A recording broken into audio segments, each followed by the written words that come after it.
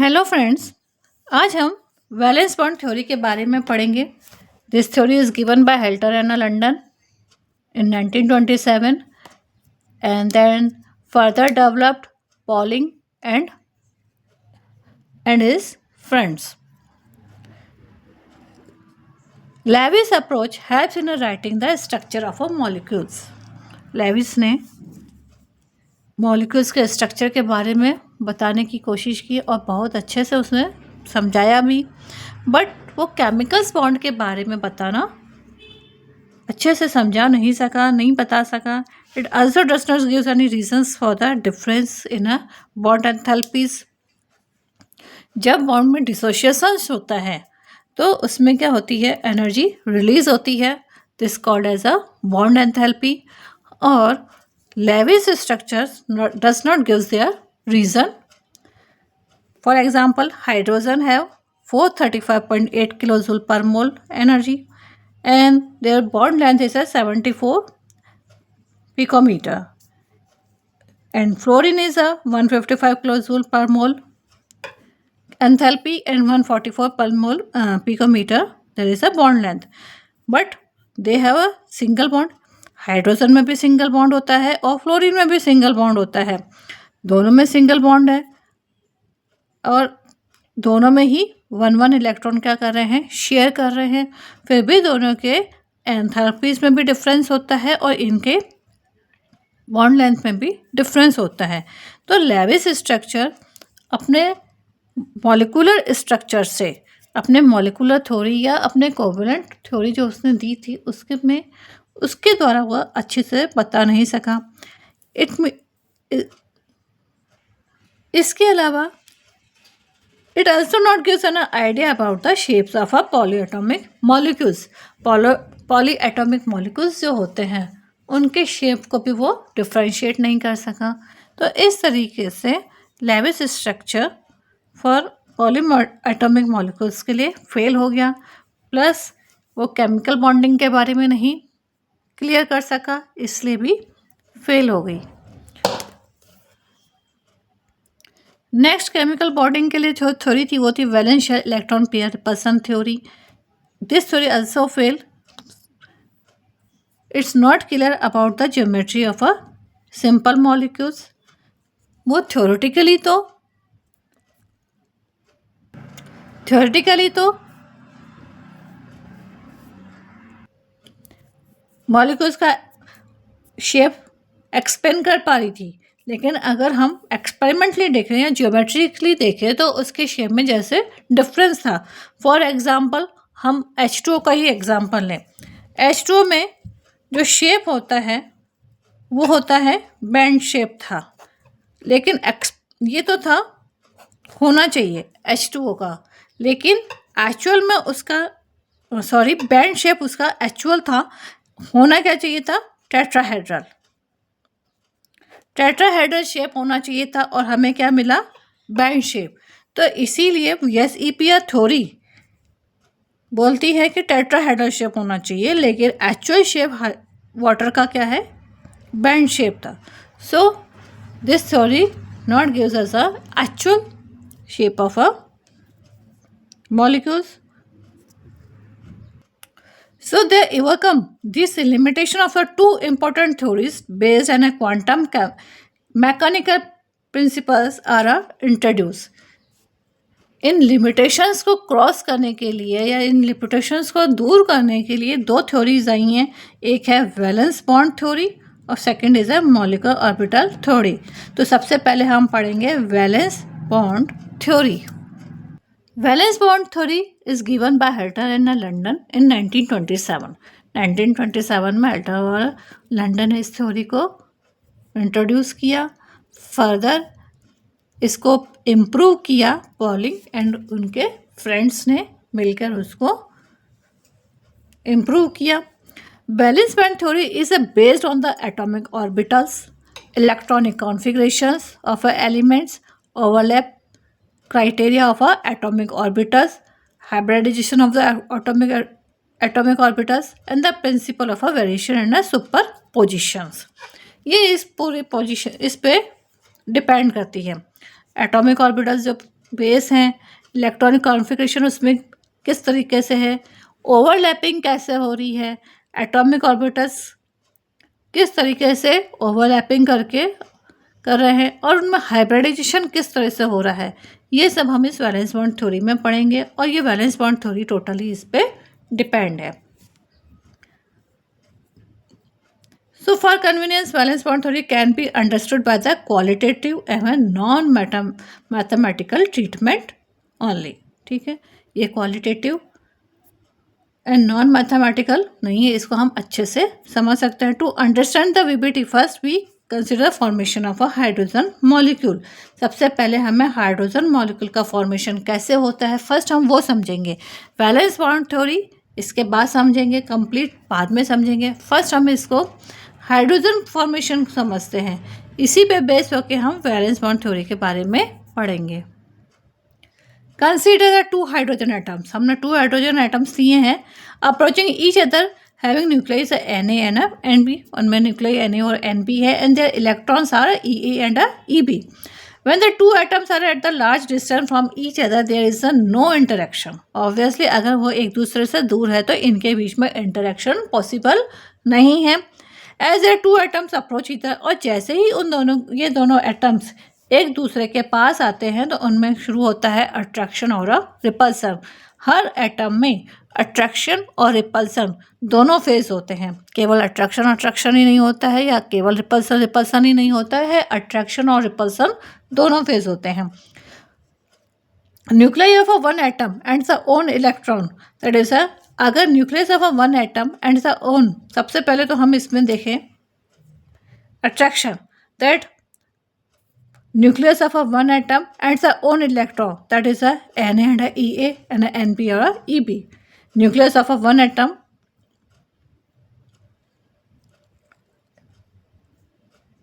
Na, nucleus of a one atom electron from a other atom NaEb and NbEa, मतलब nucleus and electron A atom के nucleus और ए atom के electron में attraction है, be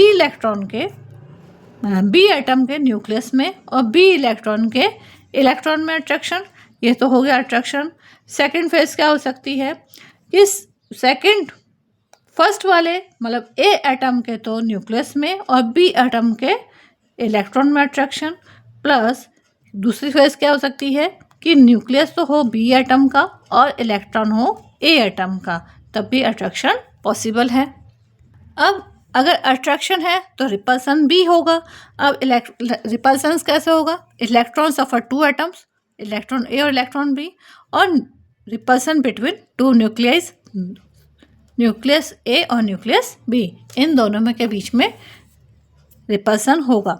attractive force tend to bring the two atoms close to each other, obviously attraction होगा तो क्या होगा, दोनों एटम्स एक दूसरे के क्लोज आएंगे and repulsive force tend to push them, और रिपल्सन क्या करेगा, दोनों एटम्स को एक दूसरे से दूर करने का काम। तो यानी अट्रैक्शन में तो दोनों एटम्स एक दूसरे के क्लोज आ जाएंगे, but in case of repulsion दोनों एटम्स क्या हो जाएंगे, एक दूसरे से दूर हो जाएंगे। हम इसको इस फिगर से समझ सकते हैं। तो एक है हमारे पास हाइड्रोजन एटम और एक हमारे पास है हाइड्रोजन का ए एटम है और दूसरा हमारे पास हाइड्रोजन का बी एटम है। अब इन दोनों के पास क्या है, ये इस तरीके से इनके बीच में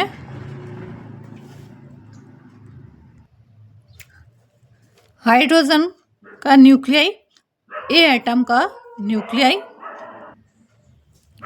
हाइड्रोजन एटम का न्यूक्लियाई और हाइड्रोजन ए एटम का ही इलेक्ट्रॉन, इन दोनों के बीच में है अट्रैक्शन। इसको हमने ओल्ड फोर्स बोला है, ठीक है, इन दोनों के बीच में अट्रैक्शन। ऐसे ही बी एटम का हाइड्रोजन है और बी एटम का ही इलेक्ट्रॉन, इन दोनों के बीच में है अट्रैक्शन, तो इसको हमने, ये भी ओल्ड फोर्स है। अब हाइड्रोजन का ए एटम का न्यूक्लियाई और बी इलेक्ट्रॉन का न्यूक्लियाई, इन दोनों के बीच में जब ये एटम एक दूसरे के क्लोज आते हैं तो इन दोनों के बीच में भी अट्रैक्शन होगा। ऐसे ही हाइड्रोजन एटम का ए एटम और बी एटम, इन दोनों के जब ये क्लोज आते हैं तब इनके भी इलेक्ट्रॉन में और इसके न्यूक्लियाई में बी एटम का तो न्यूक्लियाई और ए एटम का इलेक्ट्रॉन, इन दोनों के बीच में अट्रैक्शन होगा। ये तो हुई अट्रैक्शन की बात। अब जो हमने इसको डॉटेड लाइन से दिखाया है, यानी ये ओल्ड फोर्स, जब वो सेम एटम में हाइड्रोजन न्यूक्लियाई और हाइड्रोजन का इलेक्ट्रॉन जब सेम एटम में है, तब उन दोनों के बीच में जो फोर्स है, ऐसे ही बी एटम के बीच में जो फोर्स, बी एटम के न्यूक्लियाई और इलेक्ट्रॉन में जो फोर्स है, उसको तो हमने बोला है ओल्ड फोर्स। और जो जब क्लोज आने के बाद जो इनके ईच अदर, इन दोनों के बीच में जो अट्रैक्शन हो रहा है, उसको हमने बोला है न्यू फोर्स। ये तो हुआ अट्रैक्शन का फोर्स। अब जब ये दोनों एक दूसरे के पास में आते हैं, तो हाइड्रोजन का न्यूक्लियाई और हाइड्रोजन ए एटम का न्यूक्लियाई और बी एटम के बीच में क्या होगा? रिपल्सन होगा। दोनों न्यूक्लियाई एक दूसरे को दूर भगाने की कोशिश करेंगे, तो ये है रिपल्सन, यानी ये एक दूसरे से दूर भागेंगे। ऐसे ही इलेक्ट्रॉन्स, दोनों एटम के इलेक्ट्रॉन्स में भी आपस में रिपल्सन होगा और ये एक दूसरे से दूर भाग जाएंगे। तो ये जो एरो हमें दिखाई दे रहे हैं, ये जो एरो हैं, ये क्लोज आने के, ये एक दूसरे के आसपास आ रहे हैं, दे आर अट्रैक्शन। और ये जो एरो हमें बाहर की साइड दिखा रहे हैं, ये शो कर रहे हैं repulsion. Clear? But in a case, their magnitude of a new attractive force are more than the new repulsive force. जो मैग्नीट्यूड है अट्रैक्शन का, वो रिपल्सन से क्या हो जाता है? ज़्यादा हो जाता है। As a result two atoms approach either and potential energy decreases. इन दोनों के बीच की जो पोटेंशियल एनर्जी डिक्रीज हो जाती है और is ultimately stages reach the net force of attraction balance the force of a repulsion and system acquire minimum energy। आपका जो सिस्टम है या ये हाइड्रोजन जो हम मॉलिक्यूल का जो हम अभी पढ़ रहे हैं, इसका जो सिस्टम में जो एनर्जी होती है वो मिनिमम लेवल पे आ जाती है। और मिनिमम लेवल पे आने के बाद क्या हो जाता है? हाइड्रोजन का जो मॉलिक्यूल होता है वो स्टेबल हो जाता है। This stage two hydrogen atoms are said to be bonded together. वो एक दूसरे से जुड़ जाते हैं and to form a stable molecule having the bond length of 74 picometre. और उन दोनों के बीच में जो बॉन्ड लेंथ होती है, ये है बॉन्ड लेंथ। टू न्यूक्लियाई जो आपस में जुड़ी हुई है, जिससे टू न्यूक्लियाई आपस में जुड़े हुए हैं, that is a bond length and that is a 74 picometre.